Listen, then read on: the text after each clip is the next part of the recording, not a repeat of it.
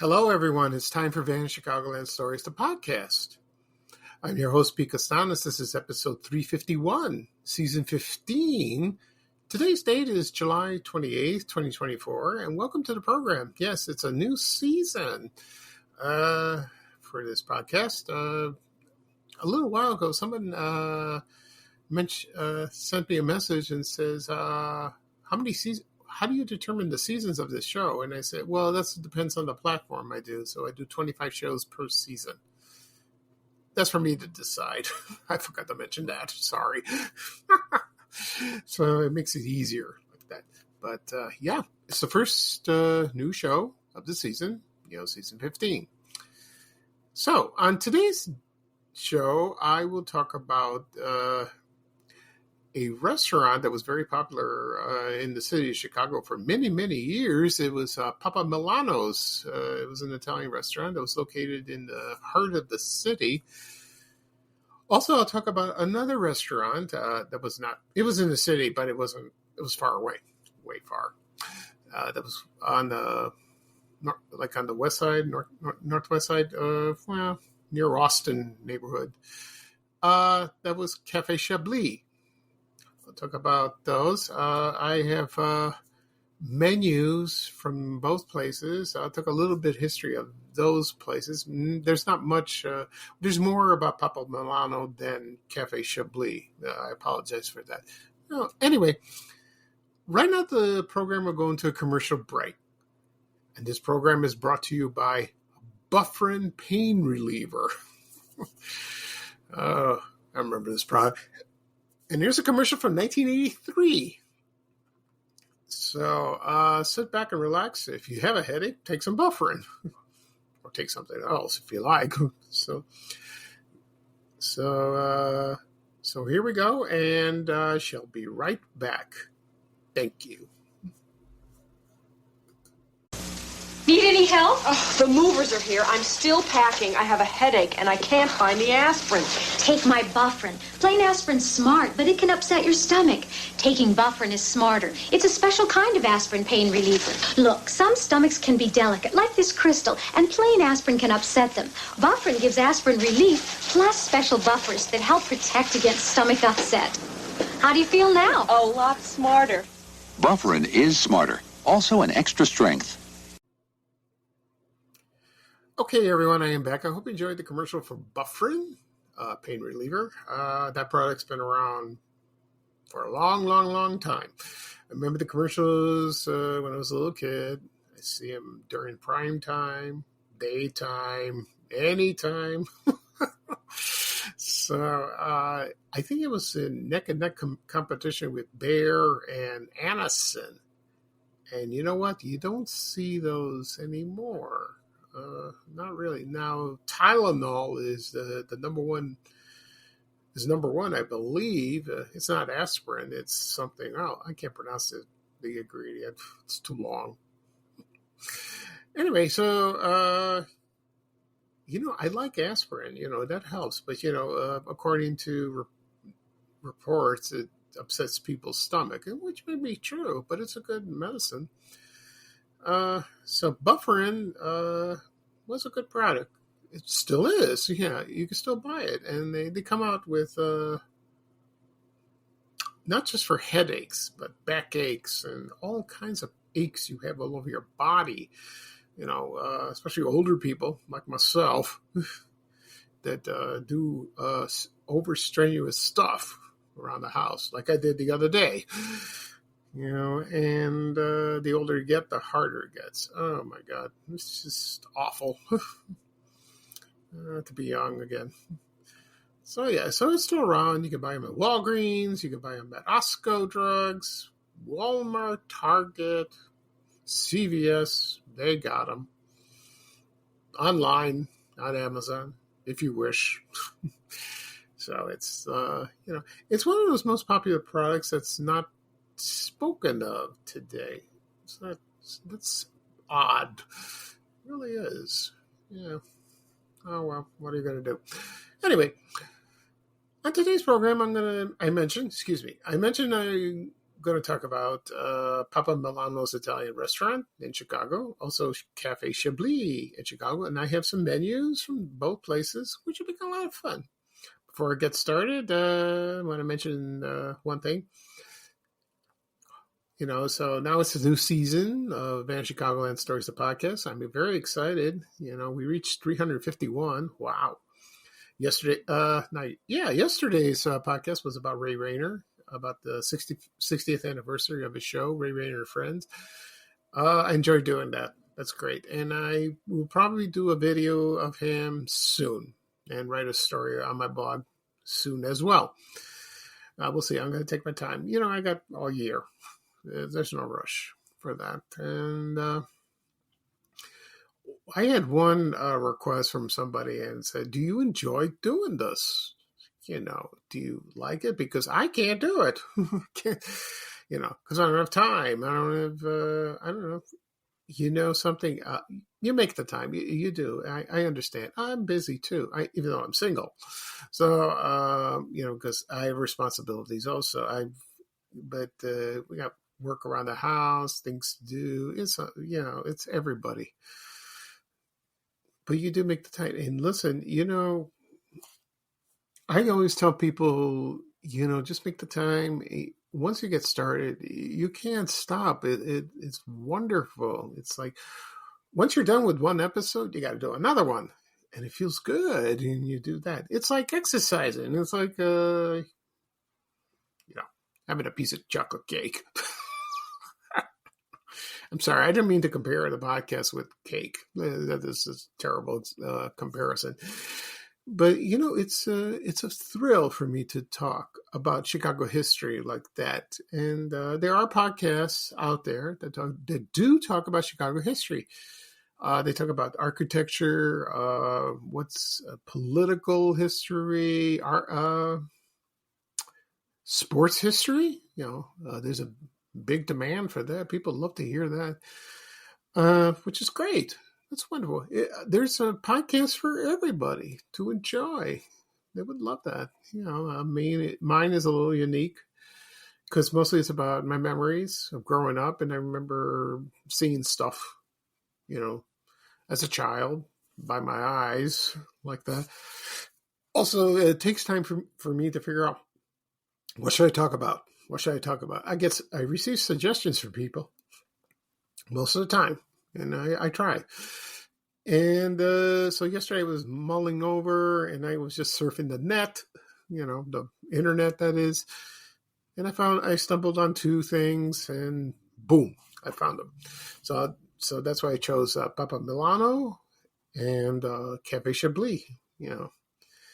There's a lot of restaurants in Chicago that have come and went, and some have returned, or changed a lot,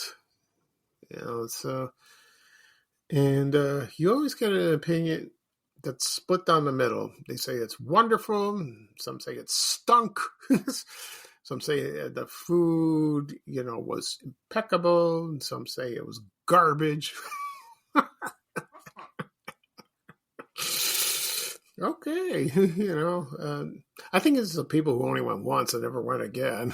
I can understand that, but I think it has to do with memories of their own, like they took their wives on their first dates, or they worked there, if they had good experiences, bad experiences, like myself. So it's understandable, yeah. So it's great. So like I said, it has a rich history. This city, it's awesome. It really does, and it keeps going. Restaurants close, new ones open. That's how it is. It's a cycle. What are you going to do? We wish the old ones would come back. Even though they were wonderful and they were awesome. Sometimes they don't. And that's a shame because the new generation doesn't want to deal with this. What's this sad? I can understand that. Okay. Right now, I'm going to talk about Papa Milano's Italian restaurant. This restaurant was located at 951 North State Street. I think it was located before. So So I'll give you a history of that. Luckily, before I started this podcast, I noticed someone sent me a message and send me a link of the history of this restaurant. Thank goodness. Thank you. I'll try to find the name of the person. So, well, actually, while I bring it up, I'll bring up the name. So while I'm going to read, I'll do that. So, okay. So he sent me a link about Milano's restaurant. I'm not going to read the whole thing. So, I just, condense it because it's a very long article like that, and that's understandable. So anyway, here we go. It all started, and so it's about 1912. There were two men. One was named Tom Granado, and he had a preacher brother named Ralph Amodio. And they migrated to Chicago, and they settled on Taylor Street, which we all know that's a Little Italy that's famous for their Italian restaurants. Oh, that's an awesome place. And then they found, let's see. So Tom found a woman. Her name was Jenny, and that was in 1914, and they got married. Same year that Ralph married Tom's sister, Rose. And then they built, and then this is how they started. So they started doing with these wonderful recipes, also bakeries, like baked bread, focaccia. I can't say that word, biscotti, like that. That's the desserts. And so that was awesome, like that. So according to the history of this restaurant, this was the first commercial Italian restaurant that served pizza in the city. I don't know if that's true. Maybe it's probably. And it's like thin crust pizza. Okay, so that's great. That's wonderful. So it was called Granado's Pizza at first, and then it was demolished later on. And the tavern style of this pizza just exploded in popularity. So that's great. And then, later on you had deep dish, Gino's East, Giordano's, they all came later on. And then, so they weren't that, so they decided maybe to open up at the River North area. And, this is the man that sent me the link, and his name, he's an attorney in Chicago. His name is John Sciaccotta. I hope I pronounced his name. I apologize, John. And so he was so Tom Granado was his great uncle, and that's where he got that. So Papa Ralph was the legendary Papa Milano, and he was that's where they got the name of that. So they had a huge family, and they were all involved with this restaurant like that, and that's awesome like that. Now they will remember the restaurant that was at State and Division, and of course they had two restaurants. Yeah, one was at State and Division, and the other one was at, I think the first one was Milano's, just Milano's. That's according to the article. And then there was Papa Milano's at State and Oak. But the one at State and Division, that opened from 1953 to 1978. And then Papa Milano's opened from 1951 to 2007. So that was not too long ago. And, of course, they were operated by Ralph Amodio. And then Carmi was his... And Carmi Amado was his maternal grandfather, and Angie was the maternal grandmother, like that. And then they handed down to rest of the family members, like that. So... I guess it was a wonderful place. To tell you the truth, I have never eaten there. I used to hear about this long time ago. I heard about this restaurant like that. Oh, and so according to the article, Irv Cuffson, the legendary columnist on the Sun Times, ate there most of the times. And also celebrities that drop in doing that, which is great. So I'm sure the food was excellent.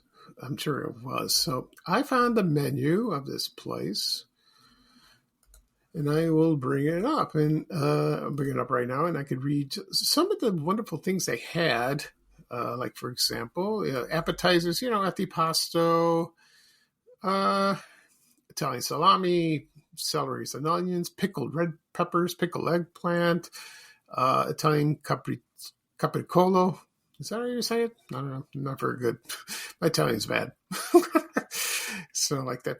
Also dishes, like, for example, veal dishes, like veal scallopini. You've heard of that. Or veal marsala, or veal alla cacciatore, veal parmigiana, all that. Salads, they had, usual salads like that. Okay. Now, next page. Let's see. Soups, they had, of course, minestrone, pastina broth with noodles, scarlola and broth. Now, mind you, this is an old menu. Okay, this is an old menu. This is going back in the 50s and 60s. I couldn't find a recent one. Also, I don't think much has changed. I don't think so. Anyway, of course, they had spaghetti with meat sauce, spaghetti with meatballs, spaghetti with sausage, marinara sauce, spaghetti alla burro, spaghetti with mushrooms, or you want mustacholi. Of course, mustacholi, they had the items I just mentioned, the ingredients like meat sauce, meatball, marinara, all those things, and they had legumi, which is legumes, beans. They had pasta e ceci, pasta fagiolo, all that.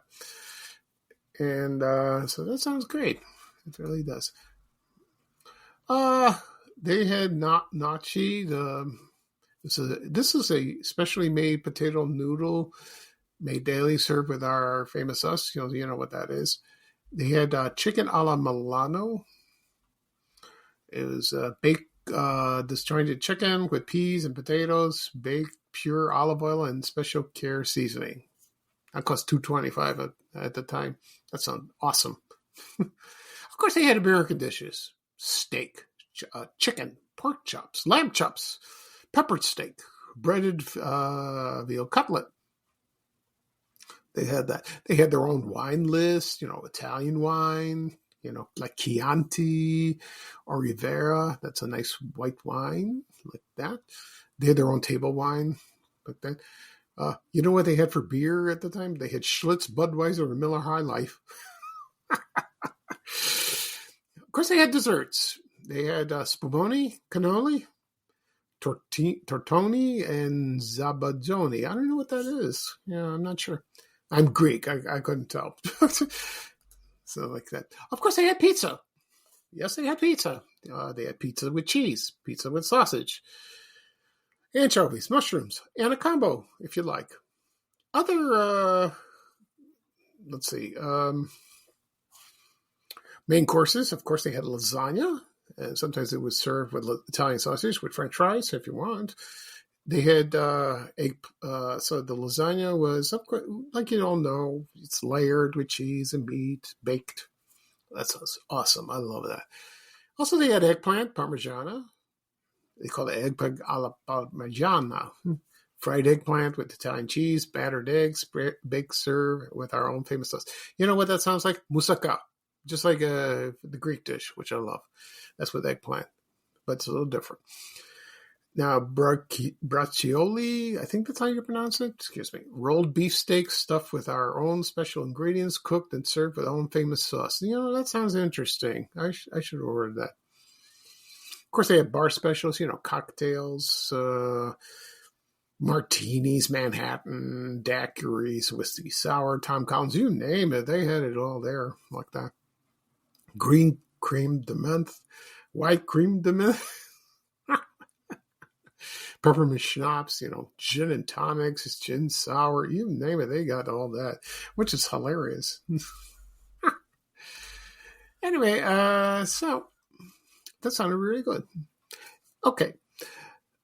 So that closed on May 31st, 2007. I think some of the family members reopened some restaurants somewhere else. I'm not sure. I don't know. And also somebody commented on Facebook they opened one. There was one up in the Rogers Park neighborhood. Maybe. I don't know. I don't know. I'm sorry. Maybe it was. Maybe it was just a small place like that. Okay. All right. Right now I'm going to take a quick break and then I'm going to talk about Cafe Chablis. Okay, so sit back and relax, and I'll be right back, folks. Thank you.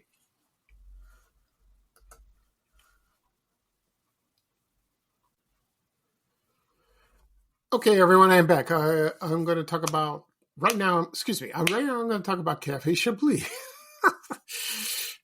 Going too fast. Okay, so here we go. Cafe Chablis. That opened, I think, on somewhere May of 1961. I could be wrong. So, that was located at 6500 West North Avenue in I think it's the Galewood neighborhood. And I think first it was Toppers. It was called Toppers Cafe Chablis. And then I don't know, this is confusing. And I think later on it was Town and Countries. They opened two other restaurants. A lot of people remember, I think it was like a North Avenue by the Kennedy Expressway. And there was one on the north side of that. Maybe it was bought by the owners of those. I'm not sure. Someday when I talk about that restaurant, the Town and Country, I'll talk about the history of that. So that'd be kind of interesting. And it seemed like a very nice restaurant. It didn't serve Italian food. It was very elegant and, very nice wine list and all of that. And so let's see. So I do have a menu of this place. So I'll bring it up right now. This will be fun. Okay.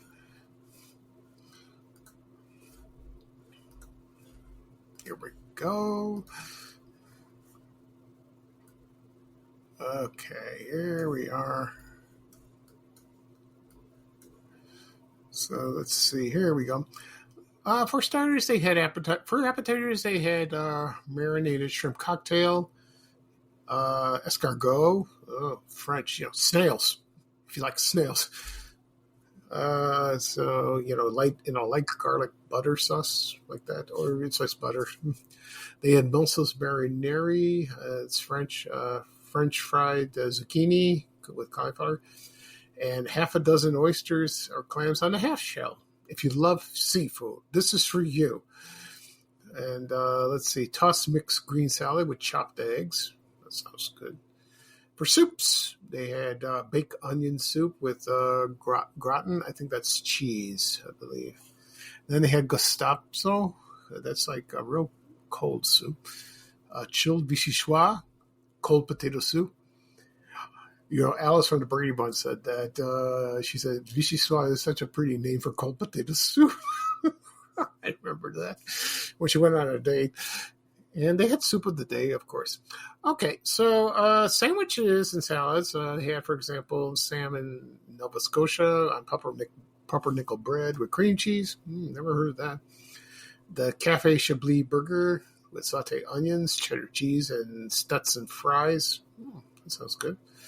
The Registry Triple Decker Club sandwich cordon bleu, giant croissant, like that. This menu is later on. It's not an earlier one, so just bear with me. I think croissants came later. They had the Ortega that was served with rye bread with bacon, melted cheese, chili peppers, and tomatoes. London broil on toast served with mushroom sauce. Mediterranean salad, with vegetables. A bed of bib lettuce.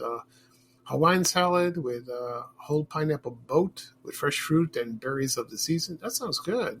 Yeah. Florentine spinach leaves has hot bacon, mushrooms, pine nuts, and eggs. Of course, a chef salad. Strips of ham, salami, ginger cheese, chicken breast, or on lettuce. Also, you had your choice of dressings. Herb vinaigrette, Roquefort, 2011, and light French. That sounds yummy. Okay.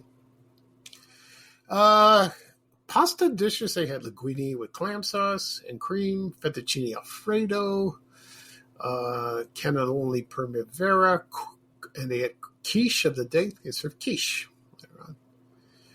And they had omelets, so you can have poached eggs for the day. That sounds good. I doubt they had Greek omelets with feta cheese. No way, because that's my favorite. The specialties were roast prime rib, with baked potato, French fries, English cut, or you want thick cut? Ooh, thick cut. That's good. They had broiled filet mignon béarnaise sauce, New York strip steak, and it was called New York sirloin marchand divin. My French is getting bad. They had broiled lamb steak with minted butter, sauteed calf livers, if you like liver, veal medallions, cream and mushroom sauce, boneless breast of chicken, provocal, fillets of red snapper and nicoise, if you like fish. They had the fish of the day, if you like. I think you would ask the waiter what they had if you visited at the time. Broiled salmon steak with béarnaise sauce and chives, And fricassee of sea scallops and shrimp with ginger and soya sauce. That sounds good. For desserts, they had pastries, also eclairs, cheesecake, chocolate, strawberry mousse, chocolate cake, etc. That sounds awesome. Of course, they had drinks, coffee, iced tea, espresso, decaffeinated espresso, teas, cappuccino, do that. I'm sure they had a wine list. They serve wine. Now, this restaurant, I don't know when it opened in 1961. According to articles in the Chicago Tribune, it caught fire around that time. It started on the roof, and it was suspicious. I don't know what's going on. I don't know what happened. What was happening there. But they rebuilt it, and everything was fine. I don't know when this restaurant closed. I have no idea. Maybe the 70s, the 80s. No idea. I apologize. I don't know. But I checked out some menus on eBay. And also there was a website called Vintage Menus. And that's a cool website. And it showed a lot of interesting items, from the bygone days and today. So it's kind of nice. Yeah, that really is. And it's fun reading them, to see the prices, of course, were not like today. Food was cheaper back then, I guess, if you had good money. But, it's hard. Sometimes it's hard to find a reasonable place for reasonable, a reasonable place for with good food at reasonable prices, because everyone has a favorite place to go out and eat. Of course, I do too. So that's it for Cafe Chablis. So that's it for this program. I'll do a recap of what I talked about today. I talked about Papa Milano's Italian restaurant that was located in the Gold Coast. I think it's the Gold Coast neighborhood of Chicago. Also, Cafe Chablis restaurant that was located in the Galewood neighborhood, and that was located at 6500 West North Avenue. Papa Milano they had a couple locations, but I think the one people would have remembered was at 951 North State Street. That was at Oak Street, like that. Okay. So this podcast will be published later on today. It'll be not shared, but it'll be ready wherever apps you can access to. Like, for example, Apple Podcasts, Spotify, Amazon Music, Breaker, Overcast. Also be shared on my blog at www.vanishchicagoland.blog. Also be shared on my YouTube channel. People ask me, excuse me, where do I find your podcast? Where do I find your podcast? I tell them, go to YouTube, do a search, and type in Vanish Chicagoland Stories or my name. Click on subscribe. It doesn't cost anything. Just do that. I failed to mention this yesterday on the previous podcast. I did the Re-Rater show. I apologize for that. So you will find it, and when you click subscribe, like I said, it doesn't cost anything. You can listen to previous podcast episodes as you wish. Also be shared on my social media accounts, Facebook, X, Reddit, LinkedIn, Instagram, TikTok, Blue Sky, and Threads. Okay, so that's it. Excuse me, I'll drink some water. That's good. Okay. That was fun. So this is Pete Costanis, your host for Vanish Chicagoland Stories, the podcast. Thank you for joining me. Today is kind of a humid day. Humid, yeah, it's a little humid, kind of cloudy right now. The weekend is almost over towards the end. So I will do another podcast episode probably Tuesday. Season 15 is starting to a good start. It's on to a good beginning. I'm very happy and I'm pleased and like that. So here's bye-bye from me, and here's a little traveling music saying bye-bye-bye from Ray Raider. Take care, everyone, and so long.